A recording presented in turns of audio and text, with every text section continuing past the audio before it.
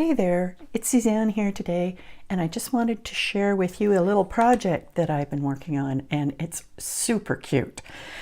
This is the new Gable Box from Elizabeth Craft Designs that I designed, and as you can see from the photos, there's lots you can do with this little box. It's so sweet. This is the little onesie from the Little Ones die set, and this is the Rosebud from the Rosebud Wreath. It's a little flourished rosebud that can go on the front.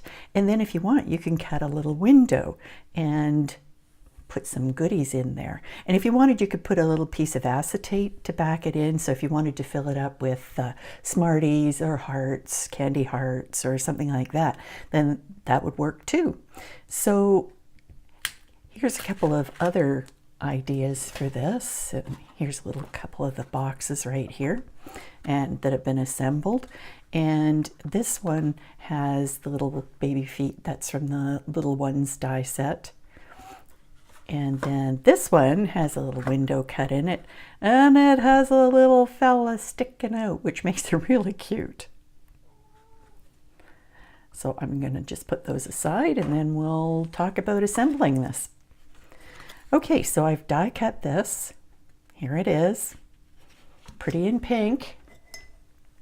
And then what I'm going to do is just fold all the little score lines, and so that they're all folding the same way at this point.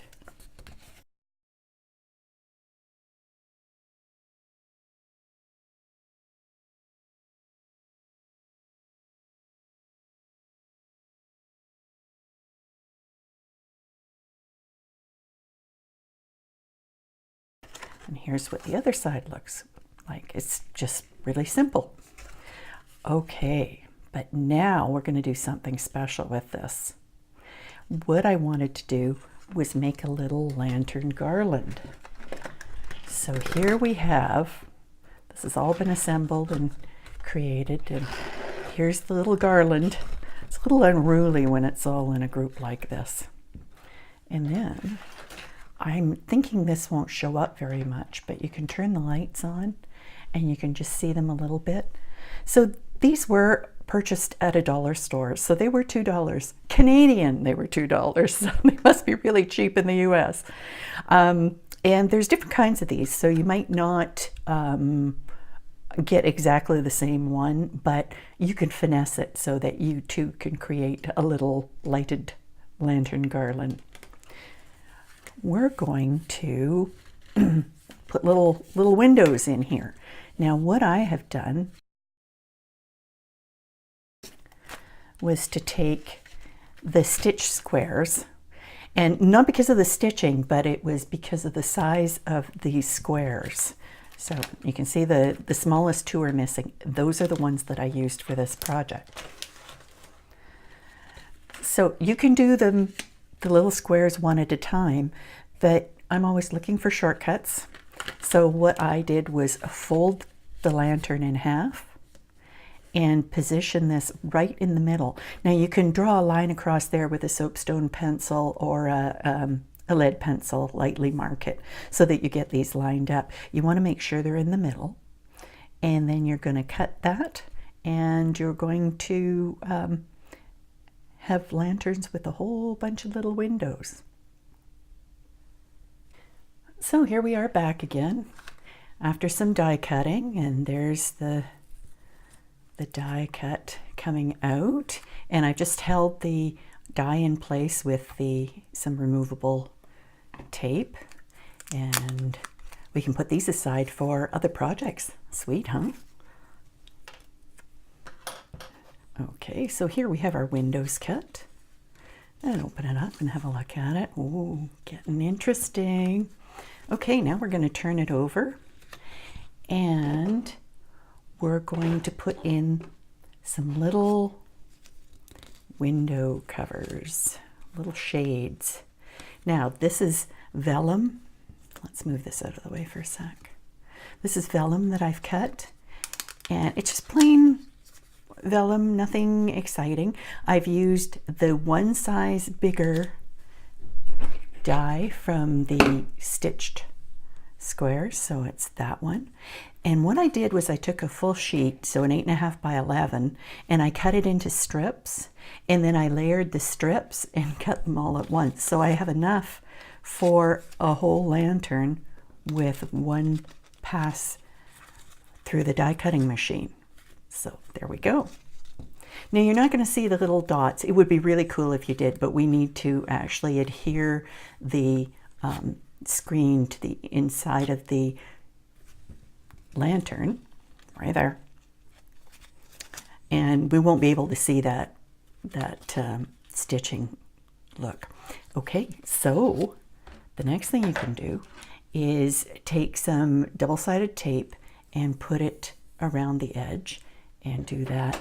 But you know, again, I'm the girl that looks for the quick solutions, and I'm afraid glue dots wins this time.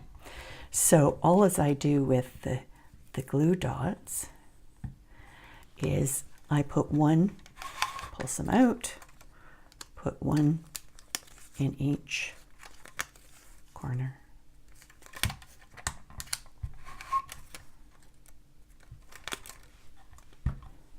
And then I position it right over the window, centered over the window.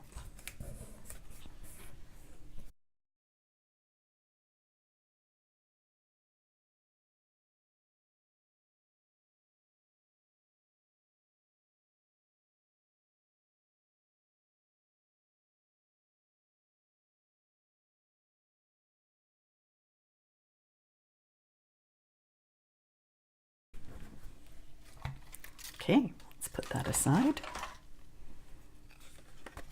And there, it's coming into shape here. Now flip that over. Take a little piece of double-sided tape.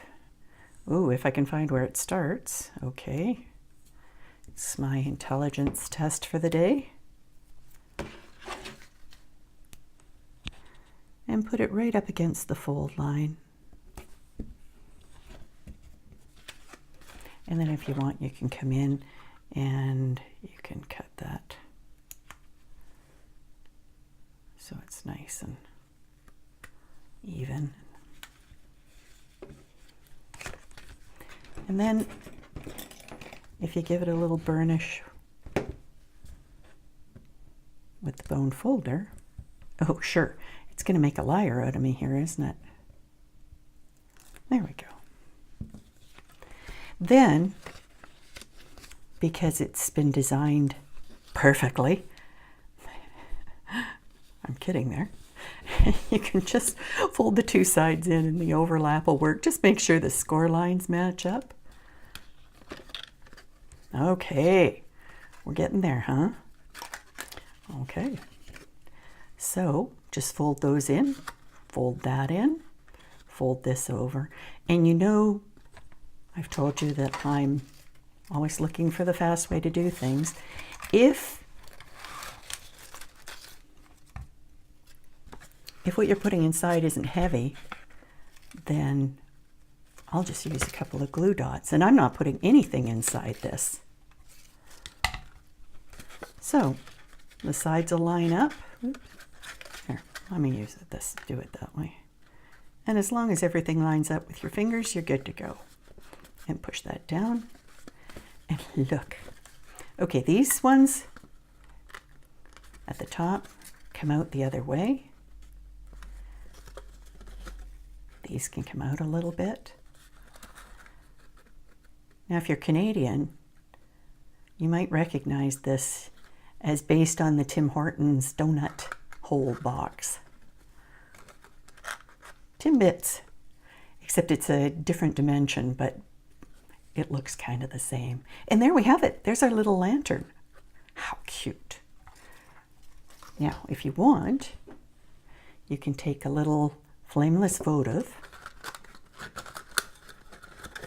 open the puppy up, turn on your votive. Oh, look, it still works. And there you have it. Too sweet. And you can open that up anytime you want. I mean, you know, it's a reusable box. You know, I bet even a Timbit would fit in there. Never thought of that. And now we get to making the lantern garland. What I did was I threaded the whole string of lights through here. And then I left one inside the lantern and I pushed it down. And because this box locks so perfectly, the light stays pointing down in general. But if you have a different kind of light string, then you might have to finesse that. Some of them are copper wires, and that might even be easier. If you wanted to do a string of votive lights, the flameless votives, then you can pop your votive back in there and just use some little clips and clip your lantern to that. Now, wouldn't that be cute as a string? Well, I hope this has been fun, and I hope you make a whole bunch, and I hope you share them with me. I'd love to know what you've done with your little summer lanterns. Thanks for watching. See you soon.